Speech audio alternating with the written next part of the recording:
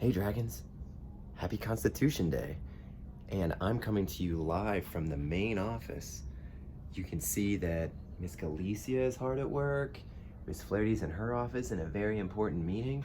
But Dragons, we don't know if you knew this, we actually have a copy of the US Constitution right here in the main office. Check that out. How great is it that we can celebrate Constitution Day with a copy? Flame and I are going to tell you a little bit more about the Constitution in our show. Check it out.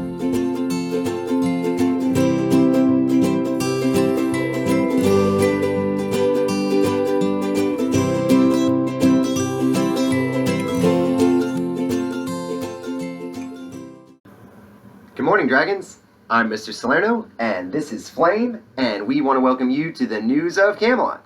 Today is Thursday, September 17th. 2020. But Dragons, before we get started on this Constitution Day, we'd like you to pause, put your hand on your heart, and say the Pledge of Allegiance.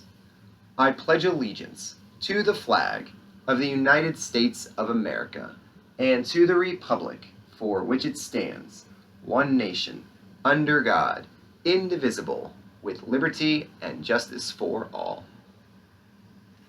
We will now pause for a moment of silence.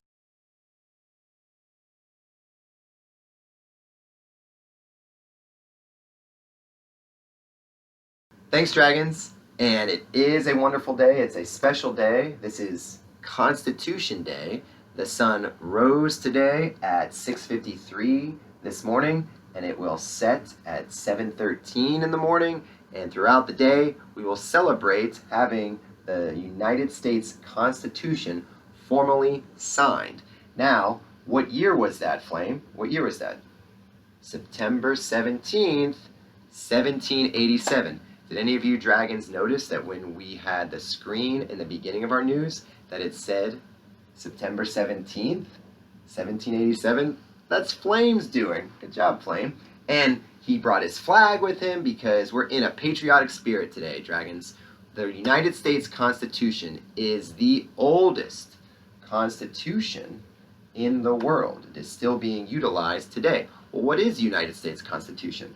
Well, it is an established document where we, as citizens of the United States, are given our basic rights. You might have heard something like life, liberty, property, perhaps the pursuit of happiness. And the United States Constitution was a new document that was created after something called the Articles of Confederation were created. The reason the Articles of Confederation didn't work out so well is back to money, Flame.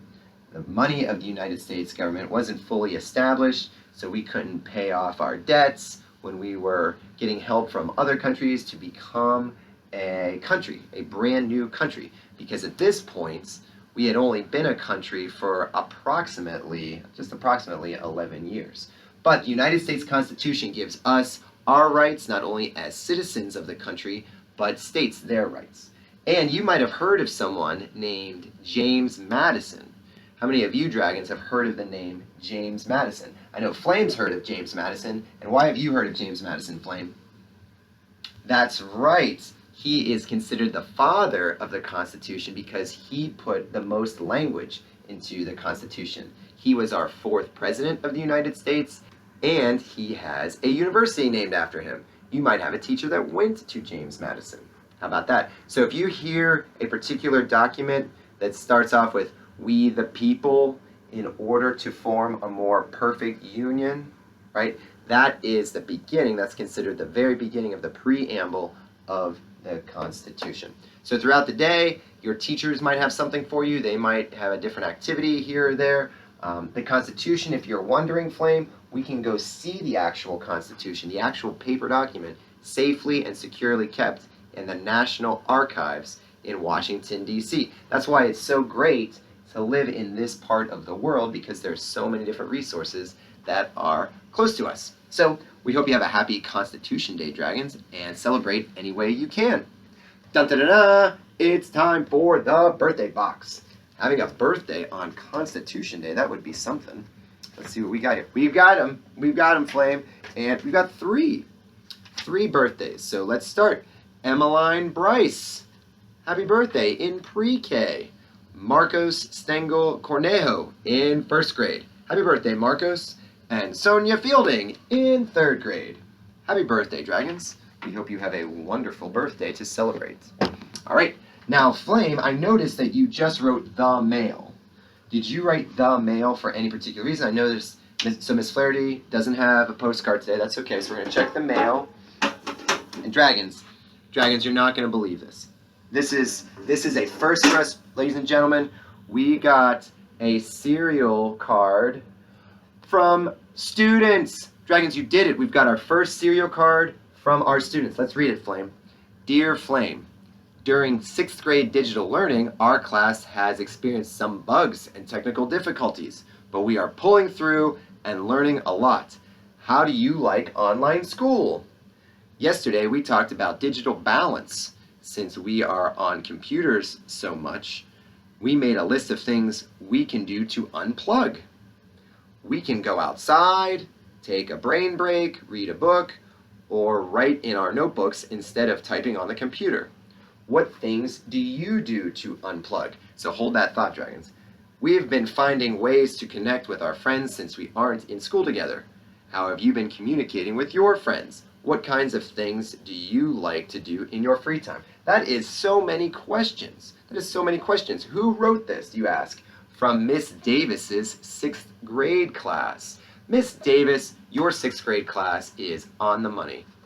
Thank you for writing such a wonderful letter. That's a lot of questions to digest. So we'll get to one of these questions at the very end. Because Dragons, we got a letter in the mail. We got a hand-delivered letter in the mail. What does it say? Flame! Look at that, Dragons. It's the blue version of Flame. That is fantastic. What does it say? It says, hello, Mr. Salerno and Miss Flaherty. I wonder which teacher or staff member has the hardest job in the school. From Olivia Quinn in 3rd grade. This drawing's from Olivia Quinn. Oh my goodness. So nice. So nice. Sorry to block that part. Who has the hardest job in the school? I think Olivia means besides Flame. Besides Flame, who has the hardest job in the school?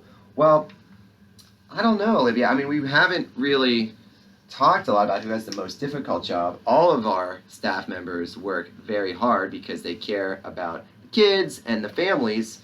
But, I mean, it's probably you, right, Flame? And then after that, Mr. Van? But it depends on the day. It really does. So, great question. We might break it down a little bit more in a future episode. 2 things, Dragons, that we're going to display. I can hang Olivia's picture up and our first ever postcard. Well done, Miss Davis's class. Well done, Olivia. That's why you only put the mail. Oh, Flame. So, Dragons, let's get to the last question, because we said questions everywhere, and it is the question that says, what kinds of things do you do to unplug? What kinds of things do you do to get away from the screen, to enjoy just the things that are around you?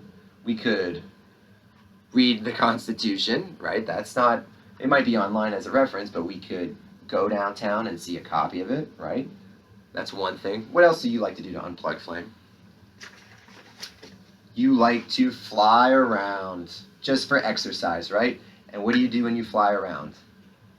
You hunt for tasty fish. Flame loves his tasty fish. And that reminds us, Flame, because it's Thursday, we usually do a Friend of Flame.